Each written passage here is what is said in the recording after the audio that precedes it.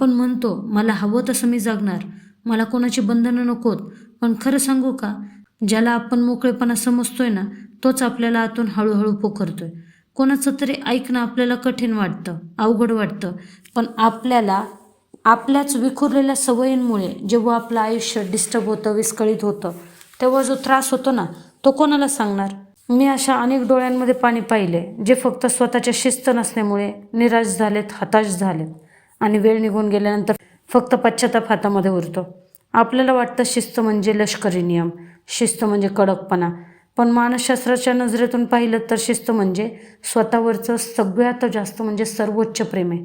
जेव्हा तुम्ही ठरवता ना की मी सकाळी लवकर उठणार किंवा मी आज वाचन करणार, तेव्हा तुम्ही तुमच्या भविष्यातील स्वतःला एक वचन देत असता.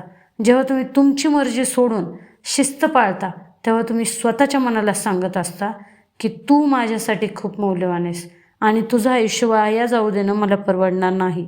स्वतःला हवं तसं वागू देणं म्हणजे काय? स्वतःला वाऱ्यावर सोडणं आहे. आणि शिस्त म्हणजे स्वतःचा हात धरून स्वतःलाच मार्गदर्शन करणं. जर तुम्हाला खरोखर स्वतःवरती प्रेम असेल ना तर या गोष्टी नक्की करून बघा. स्वतःला कोमेजून देऊ नका.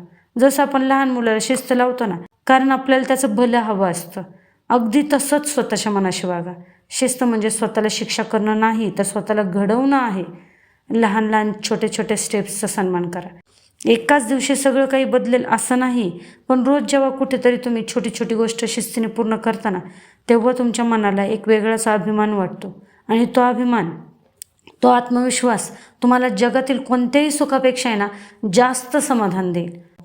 जगाला दिलेलं वचन मोडणं सोपं असतं, पण जेव्हा तुम्ही स्वतःला दिलेलं वचन पूर्ण करताना तेव्हा तुमची मनशक्ती कितीतरी पटीने वाढते. स्वतःची नजर चोरून जगण्यापेक्षा स्वतःच्याच नजरेत ताठ मानेने जगण्यासाठी शिस्त मात्र लागते. लक्षात ठेवा, ज्या नंदीला व्यसन नसते ना तो कुठं पण भरकटतो आणि शेवटी स्वतःचंच नुकसान करून घेतो. शिस्तसुद्धा ही ती व्यसन आहे जी तुम्हाला ध्येयापर्यंत सुरक्षित घेऊन जाते. तुम्हाला हवं तसं जगायचं असेल तर आधी स्वतःला जिंकावं लागेल आणि स्वतःला जिंकण्याचा एकमेव मार्ग म्हणजे शिस्त. ज्या दिवशी तुमच्या सवयी तुमच्या हातात असतील त्या दिवशी तुम्ही खऱ्या अर्थाने मुक्त असताल, फ्री असताल.